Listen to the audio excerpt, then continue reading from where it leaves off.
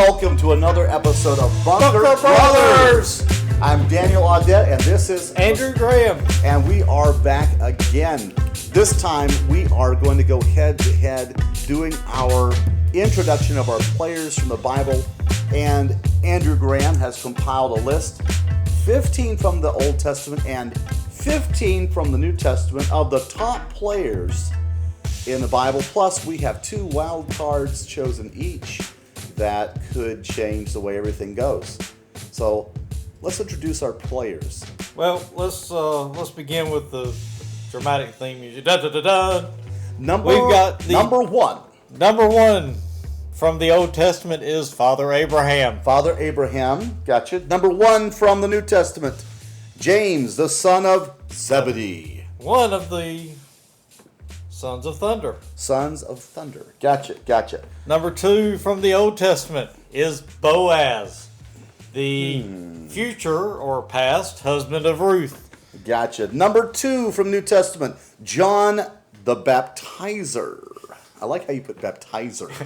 John the Baptist. I don't want to give the Baptist too much credit. Gotcha. Number 3 is Caleb. Caleb, the give me my mountain Caleb. The give me my mountain. The old, long in the tooth player who, after 40 years of wandering, says, give me my mountain. Or the young guy that went into the land of Canaan and saw the giants and said, my God is bigger than those giants. And true. I love Caleb, by the way. That's exactly one of the only 2 survivors of that generation, to be honest. Yep.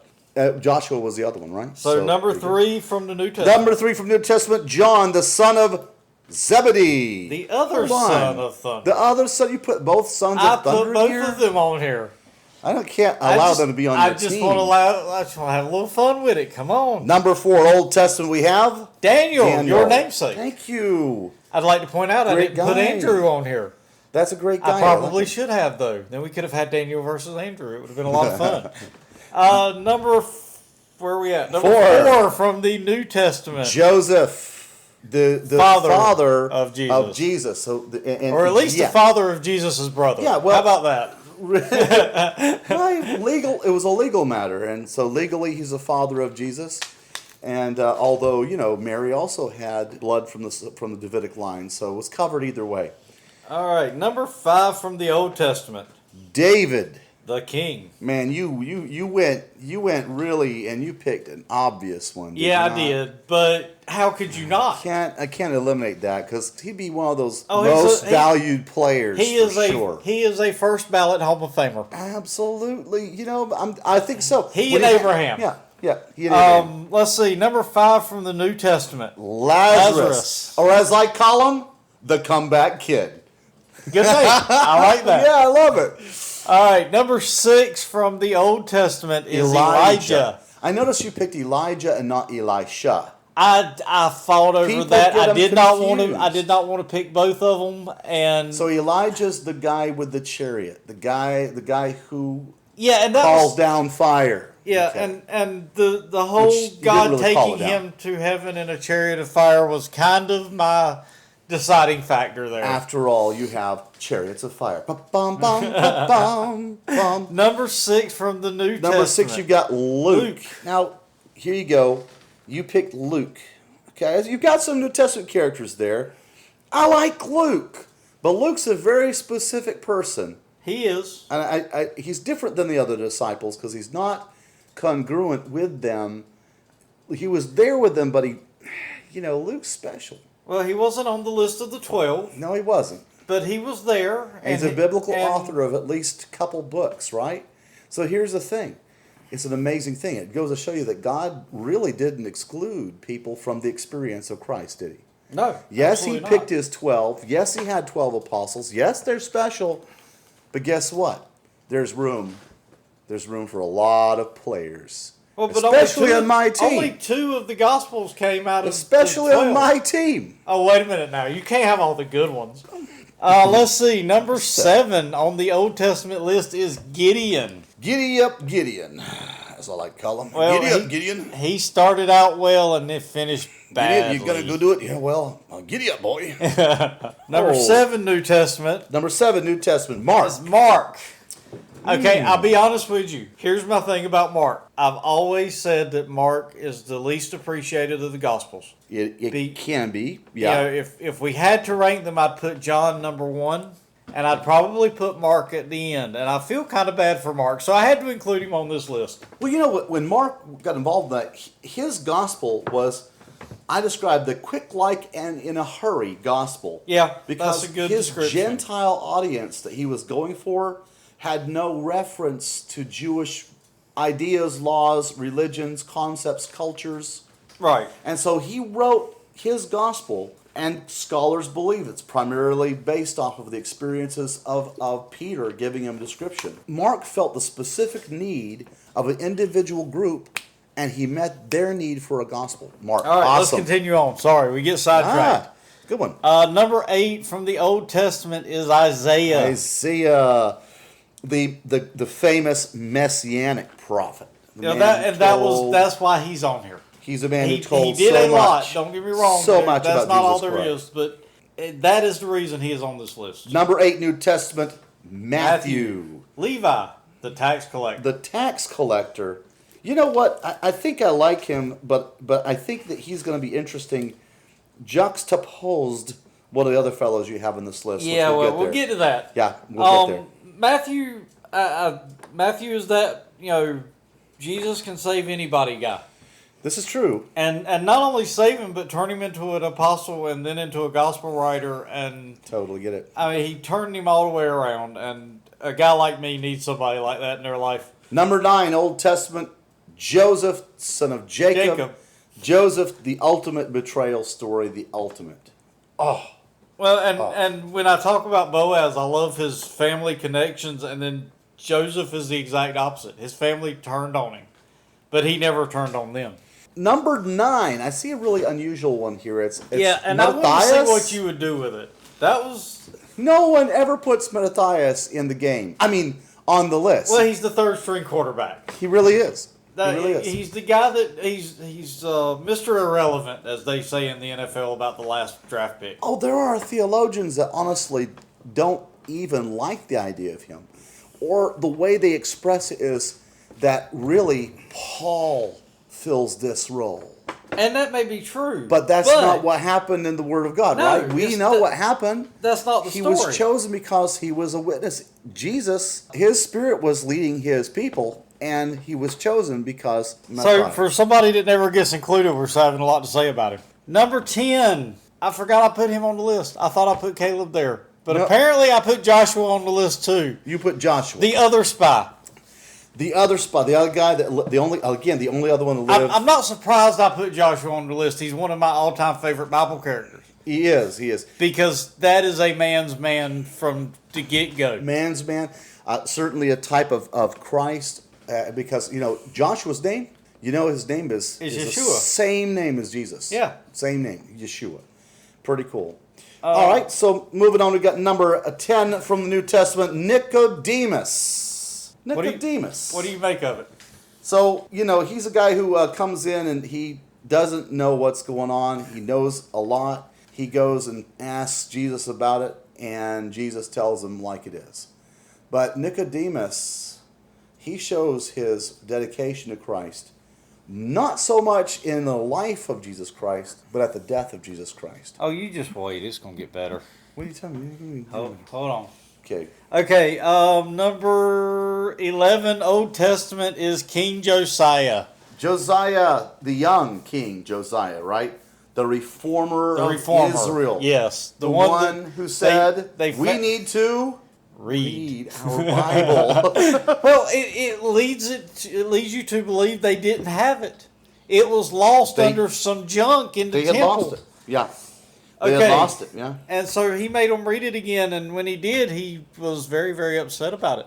We like Josiah. Let's see. Number 11, New Testament, Paul. So we went from Matthias to Paul. We've got the third-string quarterback to Tom Brady. Which is really weird because Paul would say he was a third-string guy. He would. He wasn't, but he's a guy who said, I'm the one that was born out of season. As little as I like Tom Brady, he is a great comparison. Right. Because Tom Brady was picked in the 6th round of the draft and has turned out to be one of the best quarterbacks in history. Good example. Paul is exactly the same thing. He is. Okay, number 12, Old Testament is Moses. The Mamma Jamma himself, the tablet man, the veiled... The first man to download from a cloud onto a tablet. Wow, that's just so true. First person to drop his tablet and break it, too. Yeah. He didn't drop it, he threw it down. Threw it down. He was pretty mad that day. And my wife gets mad at me when I lose my temper. I don't have anything written by the hand of God to break. Number 12, New Testament. Sorry. Simon, Peter. The rock. The pebble. The pebble. The little rock. But I've often joked and said, seriously, that if we were to take his name and colloquialize it to today, we would have called him Rocky. Yeah, absolutely. So, I mean, if at least I would probably I'm sorry. Yeah. Let's see. Number 13, Old Testament is Noah. Noah, the float your boat kind of guy. So, Noah, and I get it. People, sometimes they miss the full story of Noah. Because the Word of God contains the Old Testament, a very specific narrative about him. Yes. But the Jewish tradition and history tells more about him. That's revealed later as we read it in the Word of God, that he actually ministered and preached in his day and age. He preached to the people around him. Look, God's going to judge. He's going to do it this way. We need to change our ways. And so Noah was an evangelist early. One of the earliest evangelists, I think, that ever go on record of trying to get people to change their way. And I'm not sure you can say he ended badly, but he had some rough patches after the flood. Yeah, well, yeah. Oh, boy. But Noah was a good guy. I love him. Okay. Where are we at? Number 13, New Testament. My favorite apostle. Simon the Zealot. Or the Canaanite, depending on which book you're reading out of. So Simon the Zealot is one of my favorites. But it's because of him being put beside of Matthew, the tax collector. You could not find two more opposite guys. Now, Simon the Zealot let me set this up a little bit. Hold on. Simon the Zealot, my church does a living Last Supper. Because a dead Last Supper would really be boring. It would be. But we get imposed like the painting from Da Vinci, and the spotlight hits one of us at a time. My character is Simon the Zealot. I had to put Simon the Zealot on the list. That is my boy. But yes, juxtaposed against Matthew, it is very interesting because you've got someone who is willing to fight and die and everything else for Israel, and then you've got somebody who has betrayed Israel by working for the Romans. And I love it. I love it. The two men in the same room, it's a miracle. It's a miracle. It is an absolute miracle. Matthew's it is an overlooked miracle. Absolutely. Simon the Zealot would never normally get along with this guy. No, he would have killed him. Because he represented what Simon hated about, about the Roman government, about his people subjugated by them. Oh, man. Love it. So if I put Matthew on there, I had to put Simon the Zealot on there. That's true. 14 for Old Testament. Samuel. The Kingmaker. Samuel himself, the Kingmaker. Really? I mean... He did so much. He dealt with a lot. He felt betrayed. He did so much in such a rough, evil time. Right. There was not a whole lot of good going on in that time period. That's true. And he was one of the Because we've just gotten past the Judges. Right. And we know how Judges ends. Terrible. Well, I mean, you start Judges and you go, well, this is bad. I hope it doesn't get worse. And by the end of it, you're ready to just give it all up. Okay. Where are we at? 14 New Testament. I got Stephen. Stephen as being the first martyr of what we consider the New Testament. Of the church. It's pretty good. It's a great pick. I saw him as kind of one of those overlooked characters, too. Not so much as Simon Z or the next one we're going to talk about. But Stephen and Paul are important. You would not have Paul had it not been for Stephen. And I say that because Paul is there when Stephen is stoned. And I like to believe that this is where the issue where Paul would ultimately have to decide which side he's really going to go with, whether he's going to understand or serve Christ or not. I think this is where it started hitting him. And I'm not saying he did well, because obviously became a horrible person for a while. I mean, he was a tyrant toward the church, imprisoning people regularly. But Paul would not have happened if he had not seen Stephen stand up and believe. And Stephen saw Christ standing, waiting for him, right? Paul was there and held the coats of the people who stoned Stephen. Yeah. But you don't have a Paul rise without the sacrifice of Stephen. So there you go. All right, we're going to put some time in on the next one. Number 15 from the Old Testament. Ehud. Your last choice. Ehud. I love this story. Ehud. The warrior aspect coming out in me. But this is one of the guys that I kind of forgot you had on the list, and technically I kind of wanted to make him one of my wild cards. Too bad. Right, but you put him on the list. This is the guy who, get this right, this is the guy who killed a king on his toilet. Yes. Am I correct? Yes. He's one of the judges. He's one of the judges. He killed the king while the king was relieving himself. Yeah. Which gave him time to escape, which is ultimately an awesome part of the story. But it's also, they said the king was so fat that when he drove his sword into the man's belly, his hand was encased in a layer of fat. And of course, we know it says it, and his sand came out. Sand? All right, and number 15 from the New Testament. All right, so we have number 15. We have the prodigy of Paul, and it is Timothy. Timothy is an interesting character because I like him because he's young. He's idealistic. Yeah. And even though he's idealistic, Paul has to keep reminding him not to give up. And Don't let those old guys get you down. One of the difficulties that a guy like Timothy now gets is now there's a legacy. And so he's an example. Yeah. You know, you've got players who have been playing already on the field, and they are the first. He is not the first.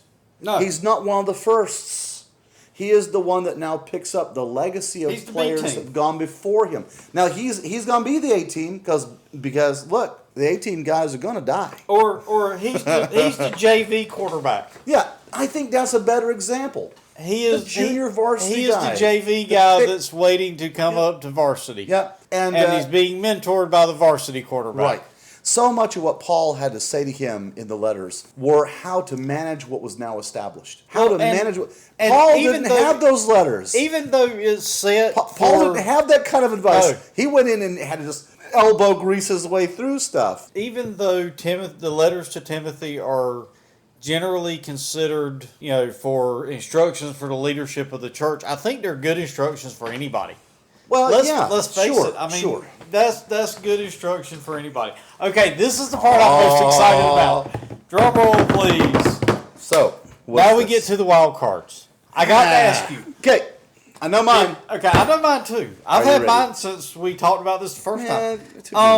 Did you do one Old Testament, one New Testament? I did both mine from the Old, but I did both of mine from the Old Testament. You got two Old Testament. But I have a New Testament guy that I can't give up, but I'll tell you about that later. But I two for Old Testament. So I've got an Old Testament and a New Testament, and I think you're going to love my New Testament. I want to hear your one of them, and then I'll go, and then you go, and then go. Okay, from the Old Testament. And this one I fought over because I really wanted it, and I didn't know if you'd let me go with it, but I think you will.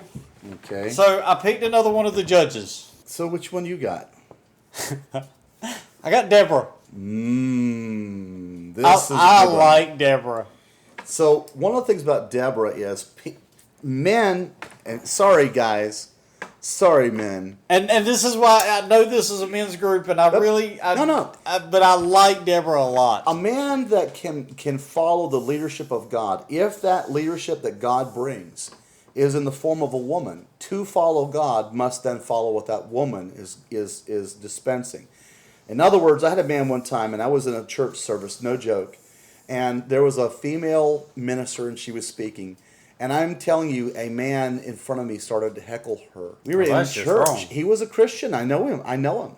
And you didn't do that to Deborah because she'd stab you. He started just kind of do that, blowing out wind and hissing a little bit. And you know what? He said something, and I overheard him say it. He was not a bad man, but I couldn't deal. I leaned forward and I said, "Listen." I told him, I said, if God has something to say to you today, and she's the speaker, it's going to come through her.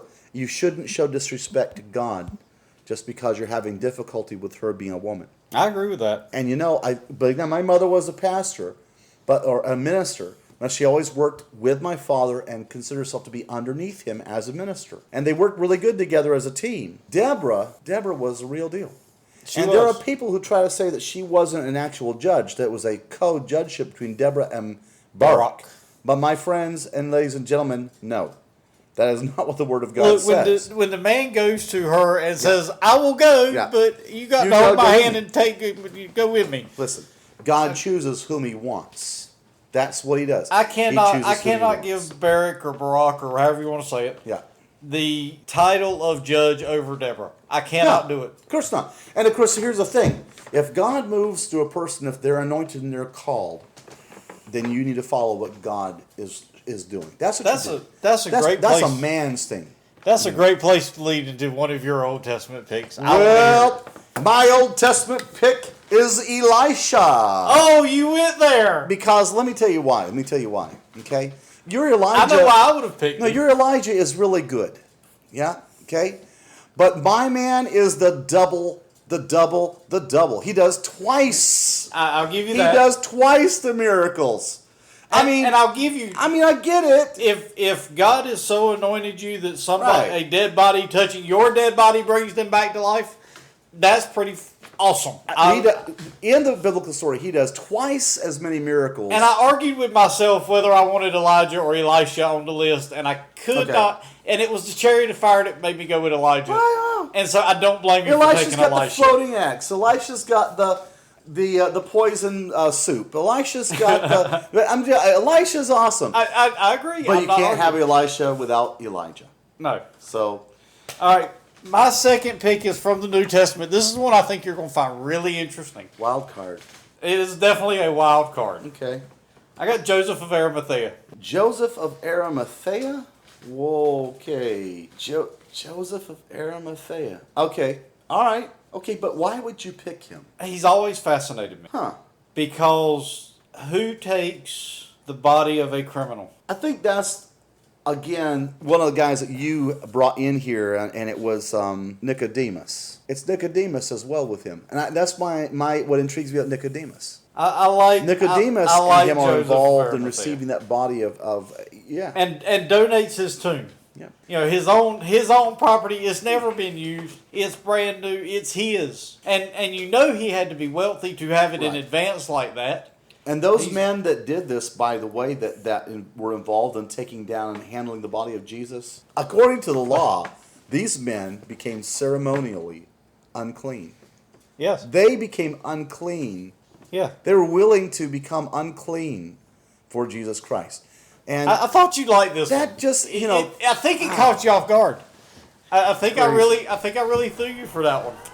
All right, so this about wraps our second episode right here. Just getting through the list of the guys that we have. Yeah, that took us a little longer than we thought it would. So in the next episode, we're going to come back. We're actually going to make our picks. So we're going to have a part 2 to this, guys.